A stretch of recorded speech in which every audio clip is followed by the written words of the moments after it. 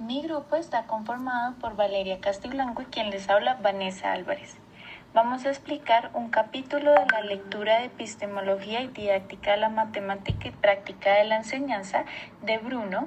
Nuestro capítulo se llama Polígonos de la didáctica. En este capítulo nos habla del triángulo de la didáctica, es decir, que se constituía por el alumno, el maestro y el saber.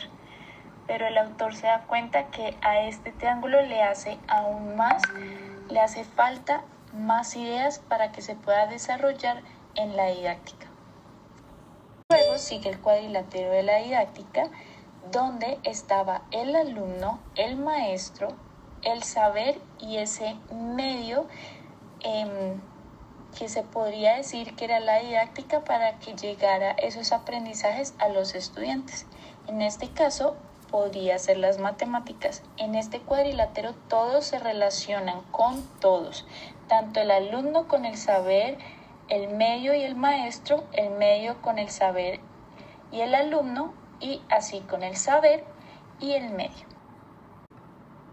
Luego tenemos el hexágono de la didáctica.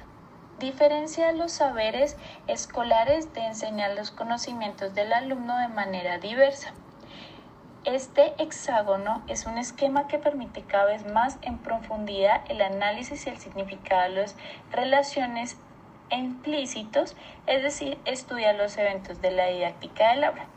Es decir, hay un sistema educativo, hay una acción, y en la acción viene ese saber escolar, ese estudiante, ese aprendiz del estudiante que lo lleva a un contexto, y así viene el conocimiento.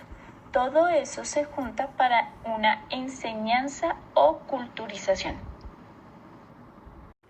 Obstáculos epistemológicos, un ejemplo histórico que cambió la imagen de la didáctica. El hecho conocido por Guy Brusseau, que estudió por casi 3 décadas desde los inicios de los años 60 y por toda la década de los años 80, cómo se comprenden los números naturales y su estructura. Durante esta época se creían diferentes teorías, de las cuales eran como, por ejemplo, se creía que el aprendizaje oral y escrito de los números naturales se debían proceder según la escansión de la sucesión ordinal. Primero 1, después 2, después 3 y así sucesivamente. En ese entonces se insistía fuertemente en el uso de los materiales preconfeccionados basados en esta supuesta necesidad y por tanto la reforzaban. Es así como Brusseau demostró ampliamente que esa idea era completamente falsa y que el aprendizaje de los números naturales se daba a través de saltos. Esto lo creó basado en un estudio antropológico y epistemológico de él sobre la escritura de los números comparando 3 sistemas diversos. El primero, llamado de Robinson Crusoe, una marca por cada unidad con un espacio entre cada una de estas marcas. El segundo, que era el de los antiguos romanos, y el tercero, de los ciertos materiales estructurados o preconfeccionados con este único objetivo, con el sistema posicional árabe-hindú en base de 10. Él introdujo la idea de zonas de mayor eficacia para mostrar la existencia de intervalos numéricos en los cuales un sistema de escritura es más eficaz que otro. Asimismo, Brusseau sugiere un aprendizaje a saltos que propuso a finales de 1965 en un libro destinado a la escuela primaria publicado por Duno. Dicho aprendizaje puede darse por invención, que es típico de las situaciones adidácticas. Él también estudió continuo con el aprendizaje de las operaciones, pero el método podía extenderse al estudio del aprendizaje de un algoritmo y al de una teoría matemática, y de aquí al de todo conocimiento. Los saltos de complejidad informal son por tanto más frecuentes y mejor justificados en descubrimiento matemático con respecto a la progresión paso a paso.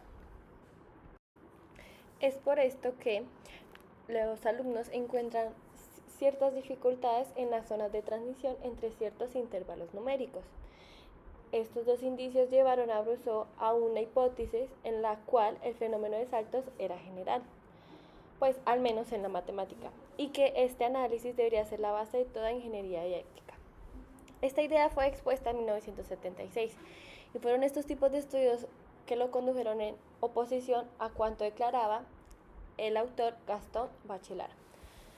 Este autor hablaba del propósito de la inexistencia en matemática de los obstáculos epistemológicos, a la introducción de este concepto al interno de la investigación didáctica, en donde la comprensión de los números naturales exige, por ejemplo, un cierto modo de concebir estos números y sus operaciones.